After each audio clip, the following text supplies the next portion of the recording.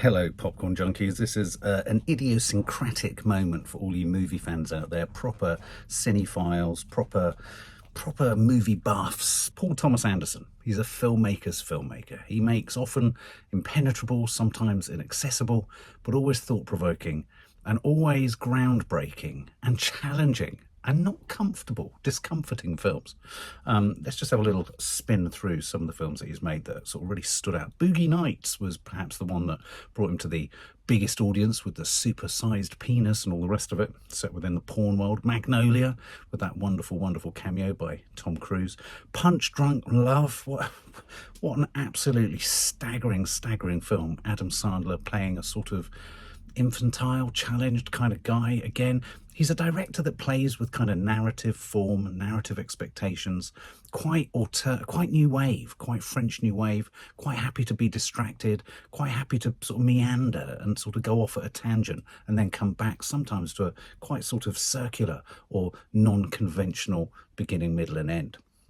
There Will Be Blood, the fantastic Daniel Day-Lewis epic, a wondrous piece of filmmaking, just completely Paul Dano playing the preacher.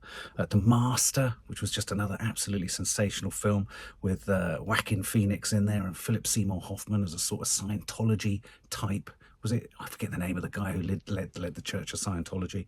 Then you had Phantom Thread again, Daniel Day-Lewis, Leslie Manville, incredibly meticulous, beautiful. And then, of course, we had Licorice Pizza only 2 or 3 years ago with Cooper Hoffman, Philip Seymour Hoffman's son, and Alana Haim in there too. Now, Alana Haim is in this new film. He's got a new film coming out. The trailer is landing next week, but a 30-second teaser landed today.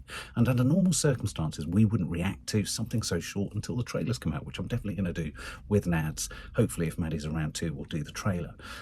But this film, one battle after another, is the new Paul Thomas Anderson film. It stars Leonardo DiCaprio. It's got Regina Hall in there, Sean Penn, as I've just said, Alana Haim, Wood Harris, and Benicio del Toro. It's based upon a Thomas Pynchon novel called Vineland. I think his other film, Inherent Vice, was also based on a Thomas Pynchon book. Thomas Pynchon wrote Red Vineland years ago. It's whacked. It's California. You feel that acid tabs have been strapped to the head. It's kind of weird. It's surreal. It's kind of deadbeat. It's kind of beatnik. It's kind of all that kind of stuff. Beat poet kind of weirdness.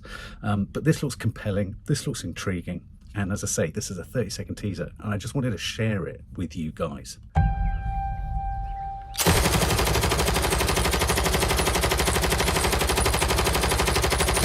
What are you gonna do about this baby?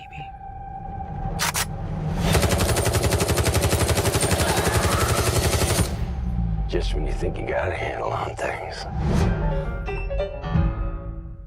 Jesus Christ, I don't remember any of that happening in the book. But look at that.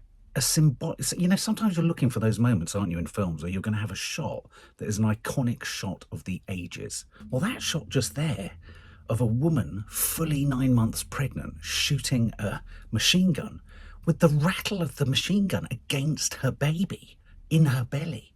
And then moving on to having the child, Leonardo DiCaprio looking quite like Benicio del Toro.